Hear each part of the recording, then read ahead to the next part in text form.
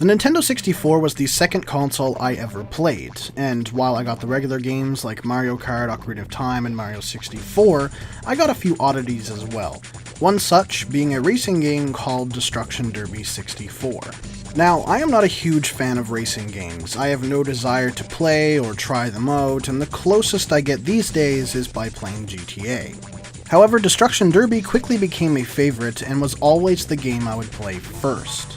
So now that I've finally gotten to play it again after 10 years, I'm going to review it. So with racing games, I really don't know how to tackle them since there's no storyline or multiplayer aspect, so I'm just going to go down a checklist. First will be content, second tracks or maps, and I'll bundle the championship circuit into this as well. Third, controls, and finally my overall impression of the gameplay.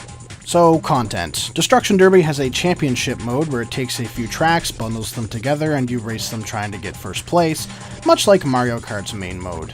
With the exception that makes Destruction Derby so special, however. It isn't so much a race as it is to be the last one alive with the most points.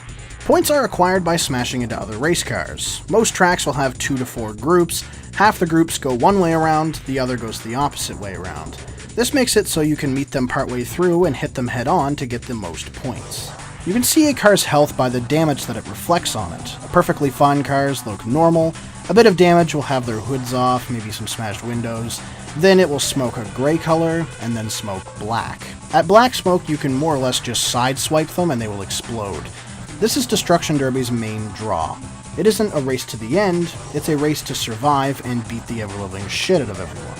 But anyway, back to content. The championships unlock one by one as you win the previous. There is a ton of content just in this mode alone, and it will take you a good solid 8 to 10 hours to actually complete all the championships in first place. And after winning a championship or doing a challenge within one, you will unlock a car. There are some pretty sweet unlocks as you go along the races, so it makes you want to actually complete them and see what the next unlock is. There is also an arcade mode where you can choose a map you like and play it. Now these are only from the maps you've unlocked from the championships, so it's probably best to just do those first. Finally, there's a time trial mode where you try to get, well, the best time per lap. It's a simple mode, but for those tryhards, it's worthwhile to be there despite the game not being about racing so much as it is a smash 'em up. Next up is tracks. There is huge track variety. Each one is different with a vastly different layout and different scenery. There is no map used twice, besides playing them backwards once you beat the championship for the track, and the game also understands what it is, a smash-up, so it gives you a few arena maps where you drive around in absolutely any direction and beat the ever-loving shit out of everybody.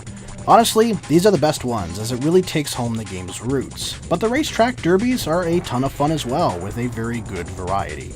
Controls. The key to a good racing game, at least in my opinion, even though I don't play any, is a good, tight, responsive control setup. If your controls are loose, you will fly all over the place. But if it's set up right, you feel in full control, especially at high speeds when it's most volatile. Destruction Derby has those tight controls. I never feel out of control of my car, and if I hit something I shouldn't, I know it was me screwing up and not poor controls. The only thing is, this game is on N64, whose control sticks are kind of notorious for becoming loose and floppy. When this happens, it will hamper the game controls as it becomes tougher to steer, but this is the faulty control stick's fault, not the game's. Finally, my overall impression. Destruction Derby is very much overlooked and hard as shit to find a copy of, but it's a fun car-destroying time, and even playing just an arcade track or two and leaving, you leave fully satisfied, because the game knows what it's doing and does it seamlessly. I loved this game as a kid, I could not put it down, and today, as a 22-year-old adult, I find that has not changed. If you have an N64 and can't decide what to play, find this game and try it out. It is 100% worth the effort to track down and play. Enjoy the video and check out the last review I did on a new kind of adventure. It's a lot worse than this. If you really enjoyed, leave a like and maybe subscribe. Thanks for watching.